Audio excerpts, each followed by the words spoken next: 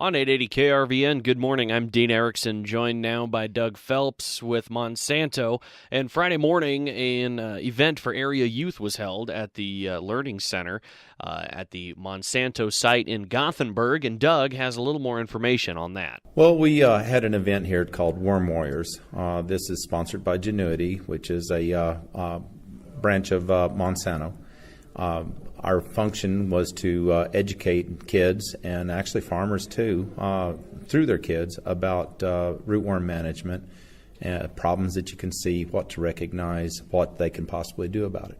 Now, Doug's job with Monsanto is kind of unique, and here he talks a little bit more about that. Well, I frankly think I've got the best job in the world. I get to farm without any risk involved in it for myself. I do test plots. I work on product development.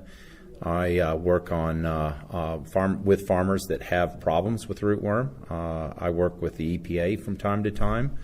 I work with regulatory out of St. Louis. I'm kind of like an extension agent that works for Monsanto.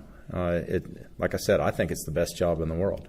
And one of the students earlier in the activity portion of the event raised a very interesting question pertaining to genetically modified organisms.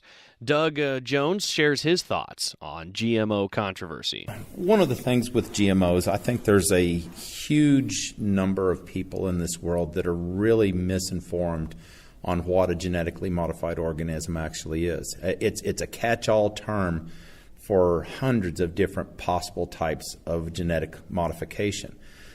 With Monsanto, we do practice genetic modification of corn, soybeans, cotton, canola, and a few other crops.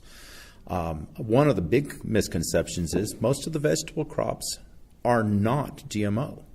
There's very few. No wheat is GMO, at least at this moment. We have worked with it in the past, but we have none on the market, and nobody else does either.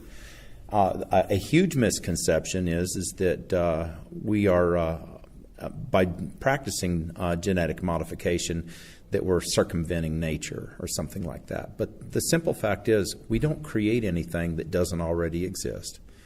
All we do is we take a gene that we know what it does. It's inserted into a plant in a place where we know where it goes, and it exerts a trait that we know what it is, and it's one that's beneficial to the farmer, and it's actually extremely beneficial to the environment because these traits that we put in are specific for one creature or only a few creatures instead of spraying an insecticide over the top that kills hundreds or thousands. That was Doug Jones with Monsanto at the Worm Warriors event held Friday morning in Gothenburg at the Monsanto Learning Center site. For Ag Radio 880 KRVN, I'm Dean Erickson reporting.